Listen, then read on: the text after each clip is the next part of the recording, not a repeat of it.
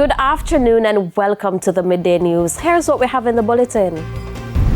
4 killed in separate incidents in St. Elizabeth, hours apart. Jamaica Labour Party expresses confidence in dominating local government elections. And later in sports, Manning and Walker Cup champions to be decided today. Thank you for joining us. I'm Shamela Pullen. Here are the details.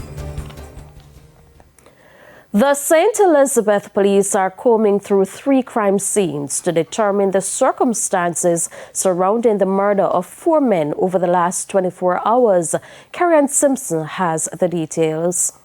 It was a bloody night in St. Elizabeth on Thursday. 4 men were killed in separate incidents. According to the St. Elizabeth police, the first killing took place in Elim district where 46-year-old O'Neill Benjamin, a farm worker, was shot and killed at his home sometime after 7 p.m. Then around 1 a.m., residents in Long Hill Road in Goshen heard explosions and called the police. The cops say when they arrived, a house and a car were found firebombed. Upon further investigation, 2 men were found inside the house with bullet wounds all over their bodies. They have been identified as 29-year-old Rajay Hagigal and 46-year-old Trevor Morgan. The men are said to be uncle and nephew. It's believed the men were ambushed. In the third incident, 46-year-old Lennox Leachman of Content District was fatally shot at a dance in Union Square sometime after 2 a.m. He was taken to the Black River Hospital where he was pronounced dead. The St. Elizabeth police are warning criminals that the division is not the place to hide out. Carrie Ann Simpson for TVJ News. The Jamaica Labour Party is expressing confidence it will dominate the next local government election. Deputy Prime Minister and National Security Minister Dr. Horace Chang says the Andrew Holness-led administration is focusing on moving the country forward on a highway of development. Dr. Chang was speaking on Power 106 Morning Agenda Friday. O'Shane Masters reports. The Jamaica Labour Party currently controls 9 of the 14 municipal corporations. But despite that, the opposition People's National Party believes the JLP administration is hesitant in calling the local government elections because they're afraid of losing at the next polls. However, Deputy Prime Minister and National Security Minister Dr. Horace Chang says this is not the case. There's no fear. There's no fear in the Labour Party. But political parties evaluate a political situation and decide when, in our system of democracy, when they think it's appropriate to call an election. I think, and our leader, Andrew Holness, have demonstrated a very good talent at choosing timing for election since it was for some time now. Dr. Chang, who is also the Member of Parliament for St. James Northwestern, says he has taken note of comments from the PNP during tours in that parish. He has rubbished suggestions from the PNP leader Mark Golding that the party will take control in that parish and the local polls. I'm not saying, 2 parties are running a democracy, a number. A number can play at a point in time, but when Mark makes a comment like that in St. James, he's certainly not in touch with reality. He has no opportunity to make any inroads in St. James. They have no impact in St. James. And we'll take the St. James Parish Council comfortable. Maybe we'll be removed from the 2 or 3 seats here there. As to arguments that persons were paid to the recent JLP conference, hence the impressive turnout. It's a stupid statement. No, the pays people to come to the conference. The conference takes MPs, taking people at the conference. You have provide lunch and transport. Groups who also organize their small group, a little bit more extensive in the small groups will still get together, get a car, drive the conference like an outing for them. They get the green, they have to provide shirts or they buy the green shirts and gas and they head for conference, or they just jump on it and come for conference. That comment is ridiculous. O'Shane Masters, TVJ News. There's a call for the government to invest more in the town of Negril in Westmoreland. At least one hotelier argues that enough is not being done to boost the area as the prime tourist destination. Anthony Lugg tells us more. Negril is often marketed for its breathtaking 7 Mile beach among other attractions. However, there is a view that the popular tourist destination is not living up to its full potential. Chairman of Couples Resorts Lee Issa asserts that despite talks by the government about improvements in the area, nothing meaningful has been done. We're like the forgotten child. You know, we contribute a lot to the revenue of this country through the tourism industry, which is the largest income earner of any other industry in the island at this time. And we feel that TPDCO and the tourism TEF can do a lot more in investing more funds in this section of our tourism industry, and that is Negril. Right now, it looks pretty dilapidated when you drive downtown and through the town, and I think that it needs more focus from the powers that be at this time. Just last month, stakeholders in the town raised concern about the lack of streetlights in parts of Negril. Some argued that lives could be at risk and called for urgent attention from the authorities. The fact that Negril is earning upwards to 30% of revenue for tourism for this country. The fact that we are making a lot of contributions to the TEF fund and to the taxpayer, the tax coffers of this country. I believe that it is not outrageous for us to ask for a few things. One of them could be proper lighting for the boulevard, which is a means of protecting our product. It's not clear whether the government has immediate plans to invest heavily in the town of Negril. However, Mr. Issa is calling for more funds to be spent on infrastructural improvements in the tourism-dependent zone. Well, you know, it takes cash to care. If you don't have the cash to spend on the improvements that Negril so badly needs, nothing is going to happen, and it thus becomes a talking point. And that's what we have here when it comes to improving the environment in Negril. It's just a talking point, you know, and funds are rarely allocated to improve the whole environment that Negril needs so badly. So that when people drive out and visit the small businesses around Negril, they're in a nice, clean environment. Right now, I would say that Negril looks pretty much like a ghetto. Anthony Lug, TVJ News. Medical Officer of Health for Manchester, Dr. Nadine Williams, is reporting an increase in dengue cases in some communities. Dr. Williams says the virus has spread to central and southern parts of the parish.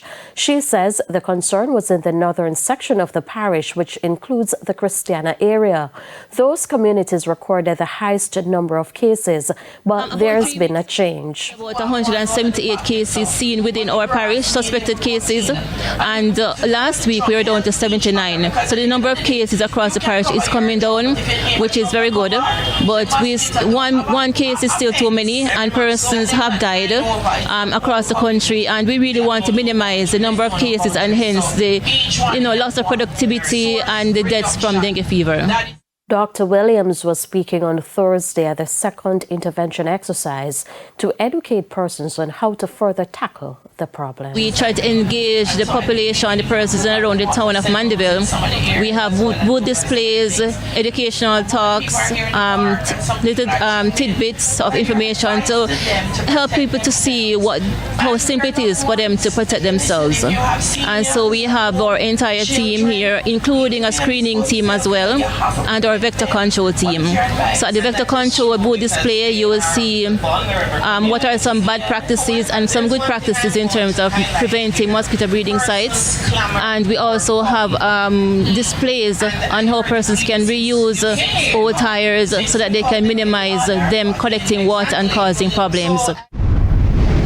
It's time for a break. Stay with us. More stories when we return.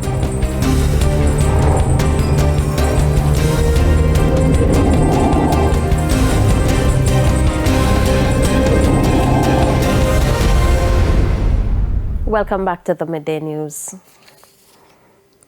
The Kingston and St. Andrew Municipal Corporation is continuing its demolition exercise across the municipality.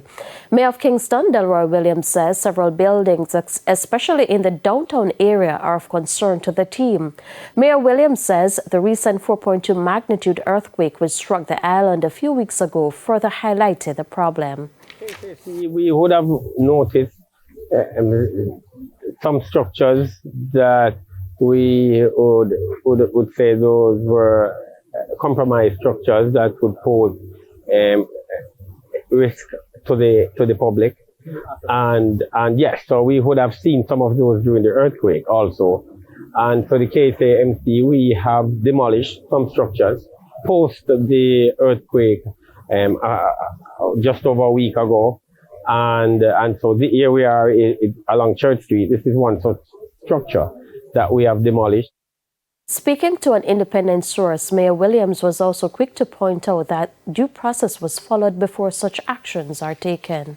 Demolition of dangerous structure has a legal framework. It is governed by law. There is a procedure laid out in law, and the municipality has to follow that procedure before demolition. So yes, we are demolishing structures that pose a risk to the public.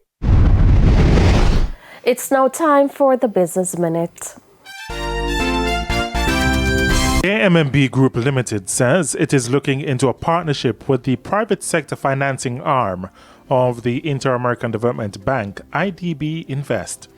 In a release, the financial group says a funding partnership being considered could provide financing of up to $100 million. This would be used to support JMB's funding pipeline for micro, small, and medium-sized enterprises, including women-led initiatives. JMB is also looking to use the money to develop and grow a green loan portfolio in Jamaica. The company says the funding would also aid its digitalization strategy. The actual completion of the transaction is contingent upon various factors, including but not limited to market conditions, authorizations and approvals, and the satisfaction of customary closing conditions.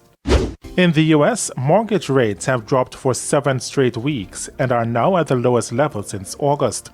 According to data from Freddie Mac Finance Company, the 30-year fixed mortgage rate fell this week to just over 7%. That's down from 7.2% last week. And that's it for the Business Minute. I'm Shane Masters. Time now for the top regional and international stories. In the region, the Organization of American States, OAS, has expressed a sense of urgency and gravity about what it described as the aggressive stance of the Maduro regime of Venezuela towards the Cooperative Republic of Guyana. In a statement, the hemispheric body said that the situation has escalated to a point of significant concern for regional security and constitutes a matter that threatens the stability and territorial sovereignty within its hemisphere. It added that it is imperative to recall that the boundary established in 1899 by an international arbitration committee is still in force and legally binding on all parties under international law. On the international scene, the White House wants to make a border security deal with Republicans. President Joe Biden says he is willing to make a compromise with the GOP in order to get negotiations about Ukraine funding back on track. The deal would provide about $60 billion worth of support towards Ukraine's war against Russia. And Russia's Vladimir Putin says he will run for president again in Russia's elections in March 2024, in a move that could see him retain power until at least 2030. Mr. Putin will bid for his 5th presidential term at the elections set to take place on March 17, 2024, as he aims to solidify his continuous hold on power as head of the state or prime minister for more than 2 decades. And those are the top regional and international stories. I'm Carrie Simpson. And before we go, news just in, the government has declared states of emergency in 5 parishes and 1 police division. The emergency measure has been imposed in St. James, Hanover, Westmoreland, Clarendon, St. Catherine, and the St. Andrew South Police Division. We'll have more on this developing story in subsequent newscasts. We head to a quick break. When we come back, we'll have your midday sports report with Jermaine Brown.